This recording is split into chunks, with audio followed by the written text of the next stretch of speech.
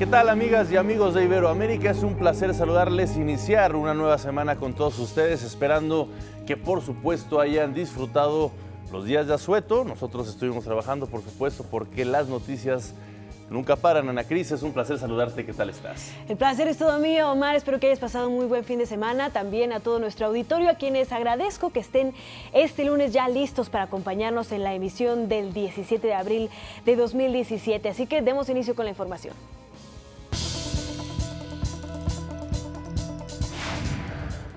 Capturan en Guatemala al exgobernador de Veracruz, México, Javier Duarte. En Venezuela, las protestas de las últimas semanas han dejado 5 muertos, más de 100 detenidos y pérdidas económicas millonarias. El canciller de Cuba, Bruno Rodríguez, realiza una visita oficial a España. En el espacio educativo y cultural iberoamericano, conoceremos la entrada al paraíso Purépecha desde Michoacán, México. Y en los deportes, consternación por el asesinato del futbolista Amílcar Enríquez. Este es su informativo, le tenemos la noticia al día. Este sábado en Guatemala fue detenido el exgobernador mexicano del estado de Veracruz, Javier Duarte, que estaba prófugo de la justicia desde hacía 6 meses y contaba con una ficha roja emitida por la Interpol. De acuerdo con las autoridades mexicanas, su captura se realizó en el municipio de Panajachel, al interior de un hotel de lujo. Derivado del conjunto de elementos recabados durante la investigación, se logró identificar el lugar donde Javier Duarte fue detenido, en la localidad de Panajachel, departamento de Sololá. Tras su detención fue ingresado al cuartel militar Matamoros. Ahí Javier Duarte está acusado por desvíos de fondos públicos hasta por 15,000 millones de dólares.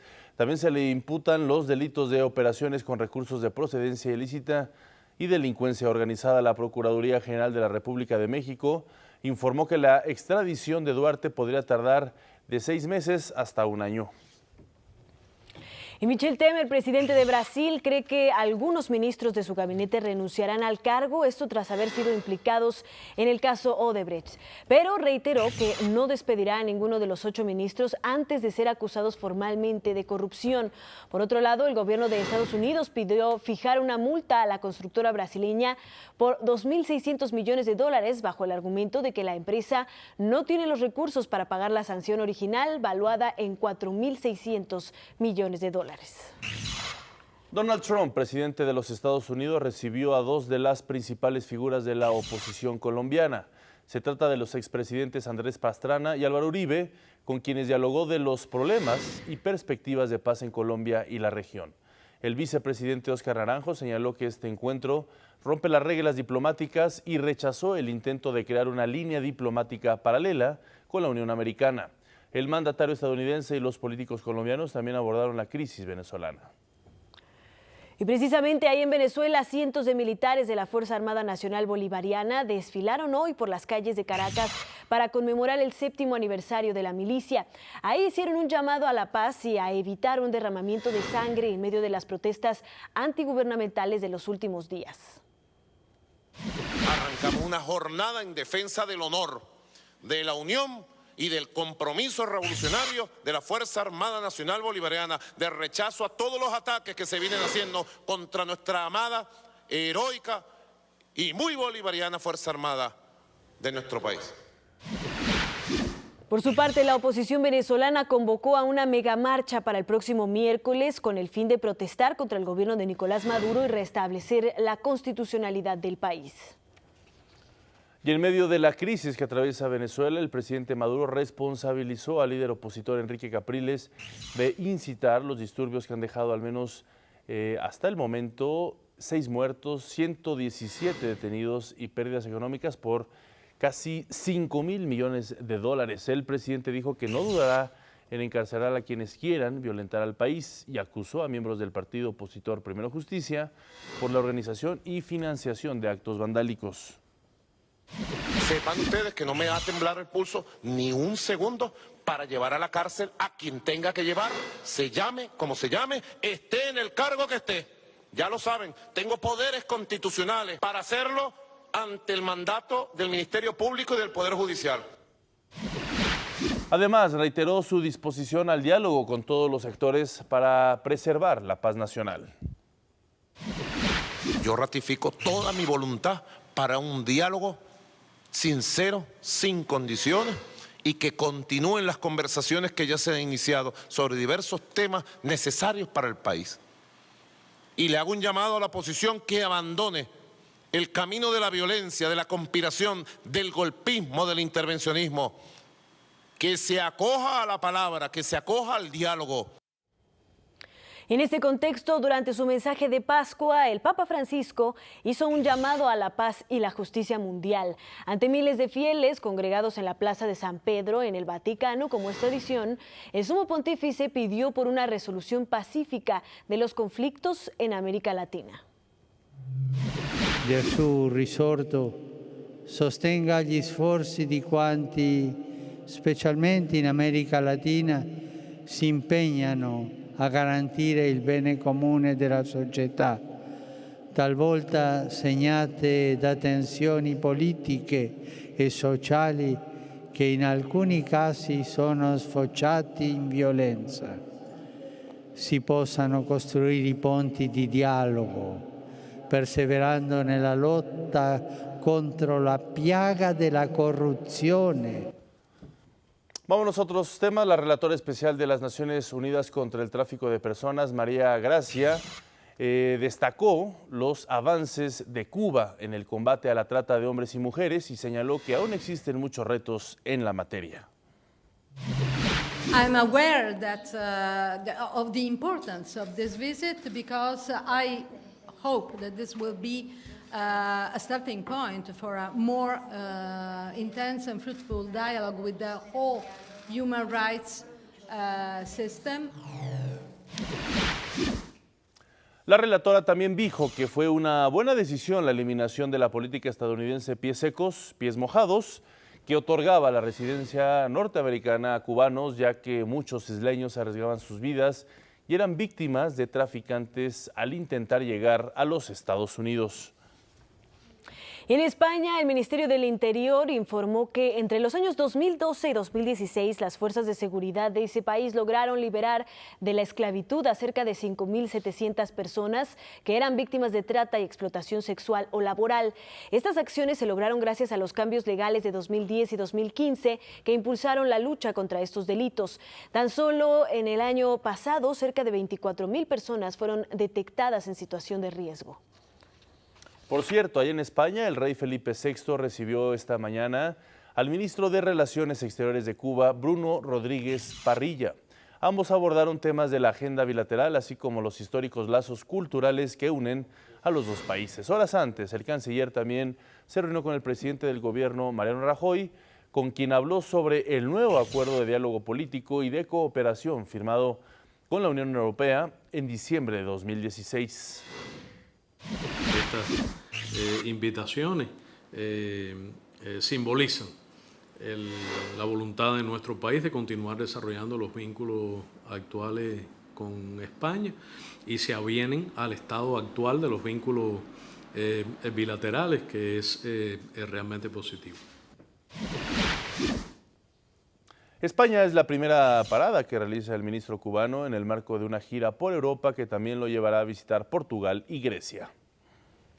Y precisamente para darnos más detalles de lo que sucedió durante esta reunión, de esta visita del canciller cubano a España, nos enlazamos hasta Madrid con Carlos Mesa Peraza. Él es corresponsal de la Agencia de Noticias del Estado Mexicano. Carlos, muy buenas tardes, muy buenas noches para ti allá en Madrid. Cuéntanos, ¿cuáles fueron los principales temas que se abordaron y que trascendieron después de estas reuniones?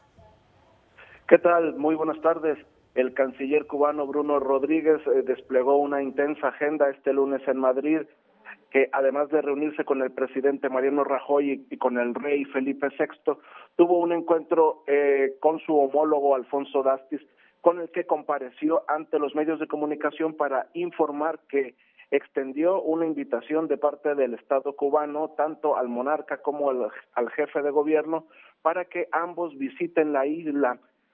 No hay una fecha específica para esta visita, pero el gobierno español asegura que trabaja para que sea lo más antes posible. El Ministerio de Asuntos Exteriores de España asegura que la intención es que tanto el rey de España como Rajoy puedan visitar Cuba antes de febrero de 2018 para hacer coincidir este viaje con los últimos días de Raúl Castro en el poder en Cuba. Asimismo, destacó de este diálogo el acuerdo entre la Unión Europea y Cuba, toda vez que España es uno de los principales países que en el bloque europeo lo impulsan este acuerdo, y en la conferencia de prensa el canciller español reiteró el interés de España por reforzar los vínculos económicos, políticos, sociales y culturales con Cuba. Así es, y es que hay que recordar que España es el tercer país de mayor inversión en Cuba, después precisamente de países como Venezuela y como China. Por ello es tan interesante este acercamiento, este recibimiento incluso por parte del monarca a un canciller, aunque no haya asistido Raúl Castro. Eso habla, pues, por supuesto, de la importancia y también los intereses que existen por parte de España en primera instancia, pero también de Europa, en invertir en Cuba, una isla pues que en efecto se está abriendo después del deshielo con Cuba, después de este gran trabajo diplomático del expresidente Barack Obama y Raúl Castro. Esto quiere decir que está apuntando España hacia ciertos sectores de inversión. ¿Tú nos podrías decir cuáles son estos sectores de interés? Pues bueno, el gobierno español ha dicho que se mantiene firme en lo que son las inversiones que ya están actualmente en Cuba. Esto es fundamentalmente en el turismo. Una delegación de empresarios españoles ha visitado Cuba recientemente para conocer cuáles son los sectores en los que pudieran tener una entrada o una mayor participación. Se espera que en el preparativo de este viaje, en el que se ha invitado al rey y al presidente Rajoy, se pueda conocer qué empresarios o qué representantes de sectores económicos españoles irían acompañando esa delegación de Estado, que sería la forma de conocer los sectores de la economía cubana en los que pueden invertir. Carlos, se habló de otro tipo de acuerdos, convenios, por ejemplo, en el tema cultural o social, mediante los cuales España y Cuba podrían ahondar sus relaciones, por ejemplo, en temas de educación, en temas de intercambios artísticos, algo por el estilo. Sí, de momento solo lo han limitado al tema cultural, al tema de cooperación, tanto la cooperación bilateral como la cooperación triangular. Fundamentalmente una parte de la acción que realizan los dos países, tanto con terceros países del Caribe, de Centro y de Sudamérica. Muy bien, Carlos, pues muchísimas gracias por este reporte. Seguiremos pendientes de esta y otras visitas diplomáticas que se dan en nuestra región. Esta, por supuesto, siendo tan importante después de que se han fortalecido las relaciones las relaciones exteriores de la isla, después del deshielo que, como bien mencionaba mi compañero Omar, pues forjaron Barack Obama y Raúl Castro. Muchas gracias por tu reporte. Encantado, gracias. Y no son los únicos países de Iberoamérica que están pues precisamente sosteniendo relaciones bilaterales. La presidenta de Suiza, Doris Leuthard, inició este lunes la primera visita de Estado de un mandatario suizo por Argentina. Llega acompañado de una comitiva de 30 empresarios para explorar oportunidades comerciales. Cabe mencionar que Suiza es el sexto inversor en Argentina con más de 4.300 millones de dólares. Mañana martes se reunirá con el presidente Mauricio Macri y el jueves viajará a Perú. Y en Perú se elevó a 107 la cifra de muertos por las intensas lluvias que se han registrado en los últimos días a causa del fenómeno de El Niño costero. El Centro de Operaciones de Emergencia Nacional también informó que hay más de 1 millón de damnificados, entre ellos 170,000 que perdieron completamente sus hogares. Para apoyar a los afectados, el gobierno anunció un plan que prevé inicialmente entregar 12,000 viviendas. Miles de ecuatorianos conmemoraron este domingo el primer aniversario del sismo que devastó la zona costera del país. el presidente Rafael Correa asistió a una misa en la provincia de Manabí, epicentro del temblor, en donde se guardó un minuto de silencio. Más tarde, recordó la valentía que mostró el pueblo en esos difíciles momentos y la solidaridad de la comunidad internacional. El sismo de 7.8 grados Richter dejó un saldo de 670 muertos, 6.000 heridos, 30.000 damnificados y pérdidas valuadas en 3.000 millones de dólares. Este lunes conmemoramos el tercer aniversario luctuoso de uno de los escritores más icónicos y reconocidos de Iberoamérica. Nos referimos a Gabriel García Márquez, considerado como uno de los mejores escritores del siglo XX. Dentro del legado del Gabo encontramos las novelas 100 años de soledad, Crónica de una muerte anunciada y El amor en los tiempos del cólera, entre muchísimas otras. El también Premio Nobel de Literatura falleció un 17 de abril de 2014 en México a los 87 años de edad. Sus cenizas reposan en el claustro La Merced en Cartagena de Indias, en Colombia. Y también un día como hoy, pero de 1695, murió la escritora mexicana Sor Juana Inés de la Cruz. Fue una religiosa considerada una de las máximas exponentes del siglo de oro de la literatura en español. Su espíritu inquieto y su afán de conocimiento la llevaron a enfrentarse con los convencionalismos de su tiempo, que no veía con buenos ojos que una mujer manifestara curiosidad intelectual e independencia de pensamiento. En el campo de la lírica, su trabajo refleja la cultura de la Nueva España. También escribió obras de teatro y prosa. Sus textos más destacables en el género dramático son Amor es más, Laberinto y Los empeños de una casa. Y está lista nuestra compañera Laura García Andía, quien nos tiene la colaboración de la Asociación de las Televisiones Educativas y Culturales Iberoamericanas.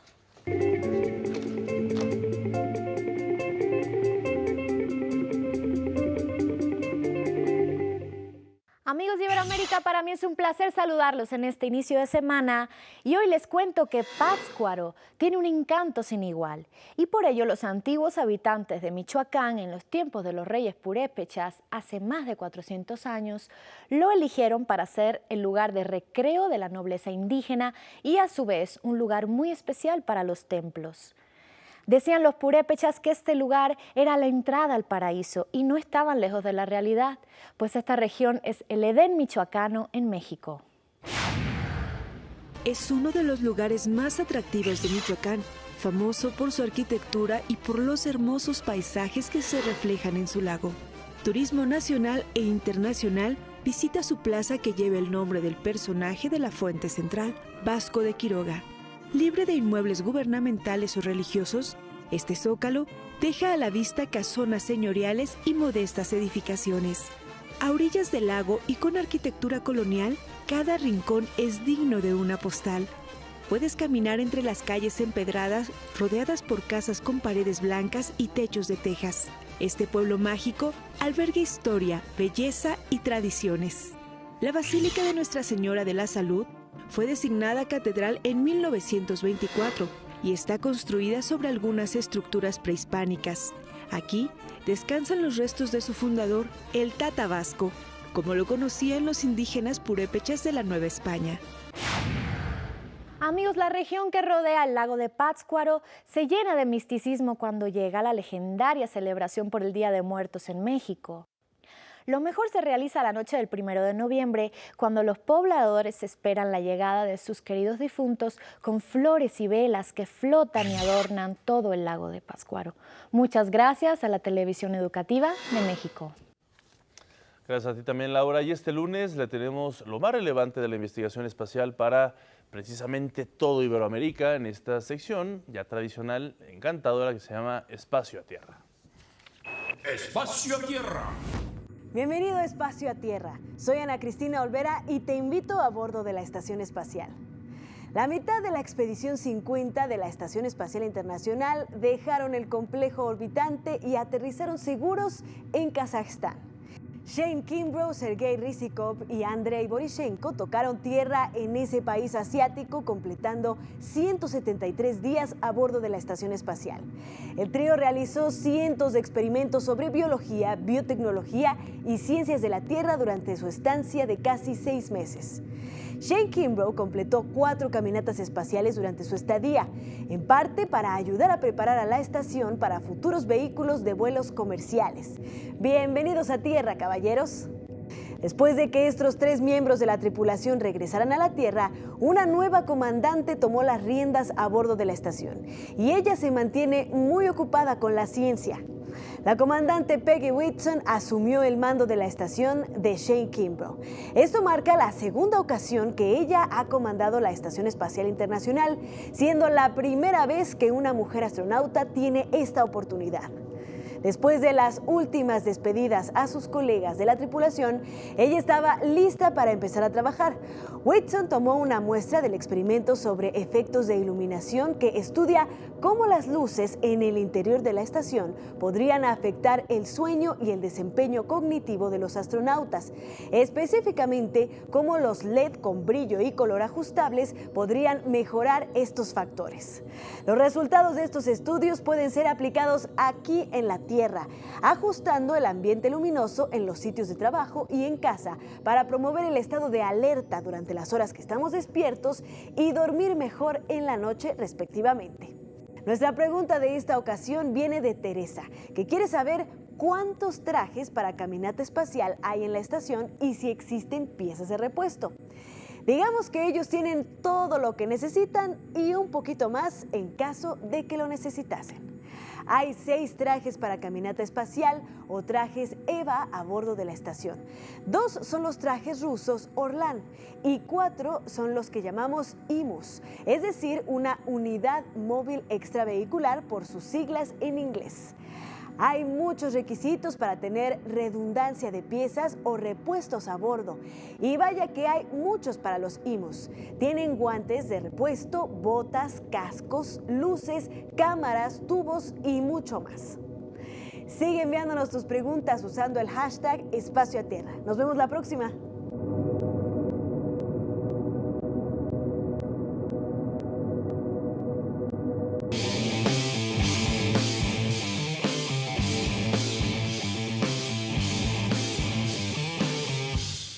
Ya está listo nuestro compañero Jorge Rubio, que nos tiene como siempre lo más relevante de los deportes. Jorge, bienvenido. Gracias, Ana. Omar, qué gusto saludarlos, amigos de Iberoamérica al Día. Un placer estar con ustedes, pero lamentablemente les comento que hay luto en el fútbol mundial y principalmente con el pueblo de Panamá. El jugador de la selección panameña, Amílcar Enríquez, fue asesinado en la ciudad costera de Colón, una de las más peligrosas de este país, en donde opera incluso el narcotráfico. La policía informó en su primer reporte que un hombre, el cual se desconocía en ese momento su identidad, bajó de un vehículo y disparó contra el futbolista y 2 personas que le acompañaban. Enríquez fue trasladado a una clínica en donde lamentablemente falleció más tarde junto a Delano Wilson. Ante este hecho, el presidente de Panamá, Juan Carlos Varela, aseguró que se movilizarían todas las fuerzas de la ciudad para encontrar al asesino. Horas más tarde, 4 jóvenes fueron detenidos, uno de 19 años y 3 menores de edad. En su posesión se encontró un vehículo robado y la presunta arma con la que asesinaron a los 2 ciudadanos panameños. Lamentable nuevamente lo que pasa en el fútbol. Bueno, esto no fue en el fútbol, fue fuera del fútbol, pero con un futbolista que pierde la vida. Descansa en paz, Amílcar Enríquez. Vamos a otra información. La badmintonista española Carolina Marín perdió su tercera final consecutiva, ahora ante la taiwanesa Tai Tzu Ying, quien actualmente se ubica como la mejor del mundo y pasó por encima de la ibérica por doble 21-15 en el Abierto de Singapur. Marín, vigente campeona olímpica, mundial y europea, no pudo vencer a Ying en 2 finales en menos de 8 días. La española tendrá una nueva oportunidad del 25 al 30 de abril cuando compita en Dinamarca. Vamos a la actividad del Panamericano Juvenil Masculino de balonmano en Santiago de Chile. Argentina consiguió su segunda victoria del torneo al superar a Canadá 38-21. Por su parte, Brasil apabulló a Costa Rica 40-7, mientras que los venezolanos debutaron con triunfo sobre Puerto Rico 24-41. Y hoy, hace unos momentos, Venezuela tuvo su segundo compromiso ante Uruguay y nuevamente la Vinotinto ganó, ahora 27-22. Por su parte, Paraguay derrotó 31-17 a Estados Unidos para sumar su segunda victoria consecutiva en el Grupo B y mandar a los norteamericanos al fondo del sector. En estos momentos se enfrenta a México y Costa Rica. Se corrió el Gran Premio de Bahrein. 2 pilotos iberoamericanos se ubicaron nuevamente en el top 10 de este Gran Premio de la Fórmula 1. Gran carrera que tuvo un final emocionante en donde Sebastián Vettel y Ferrari pudieron implementar una buena estrategia con los neumáticos y ganaron por segunda vez en la temporada, dejando el segundo lugar para Lewis Hamilton de Mercedes, que a su vez fue sancionado durante la carrera con 5 segundos. El brasileño Felipe Massa fue el iberoamericano mejor posicionado al llegar en el sexto lugar, seguido en séptimo del mexicano Sergio Pérez, quien dio una buena competencia al iniciar en el lugar 18 en la parrilla de salida y remontar 11 lugares para así ubicarse en el séptimo lugar. Y llegó a su fin el ATP de Houston con iberoamericanos en la final individual y de dobles. El brasileño Thomas Bellucci se enfrentó por la corona con el estadounidense Steve Johnson y en un final cardíaco el de las barras y las estrellas se quedó con la corona al ganar por parciales de 6-4, 4-6, 7-6. En dobles el chileno Julio Peralta junto al argentino Horacio Ceballos se enfrentaron al alemán Dustin Brown y francés Tiafoe de los Estados Unidos. La dupla sudamericana vino de atrás para quedarse con el triunfo 4-6, 7-5 y 10-6. Tercer Masters 1000 del año, Monte Carlo le da la bienvenida a los tenistas del mundo. El portugués João Sousa superó al alemán Florian Meyer en la primera ronda por 6-3 y 6-2. En duelo 100% iberoamericano, el argentino Renzo Olivo se despidió al tropezar a manos del español Albert Ramos Viñolas por 6-2 y 6-3. Esta mañana el uruguayo Pablo Cuevas no tuvo problemas para superar en 2 episodios al serbio Víctor Troicki, mientras que el español Pablo Carreño Busta se enfrentó a Fabio Fognini de Italia en un duelo que se prolongó a 3 episodios con victoria para el ibérico. Su compatriota Roberto Bautista Agut derrotó a Nicolás Basilashvili y Nicolás Almagro se repuso del set en contra para vencer al eslovaco Martin Klisan. Diego Schwartzman también debutó con triunfo al dar cuenta del australiano Bernard Tomic por 6-1 y 7-6. Hasta aquí la información deportiva. Les deseo que tengan excelente inicio de semana. Ana Cristina Omar, regreso con ustedes. Muchísimas gracias. Y bueno, lamentablemente, se nos terminó el tiempo, llegamos al final de esta emisión. A nombre de todos los que hacen posible este espacio informativo, muchísimas gracias. Nosotros tenemos una cita mañana. Sí, Sumari, seguramente muchos reconocen esta sentida voz. Pues hoy nos despedimos con la inigualable Chabela Vargas, cantante mexicana que nació un día como hoy, hace 98 años, en Costa Rica, pero su vida la vivió aquí en México. Chabela se convirtió en una leyenda de la canción popular en toda Iberoamérica y hoy nos vamos con su tema La Llorona. Hasta mañana. Anda que bebe los montes, Llorona, porque la luna lo engaña.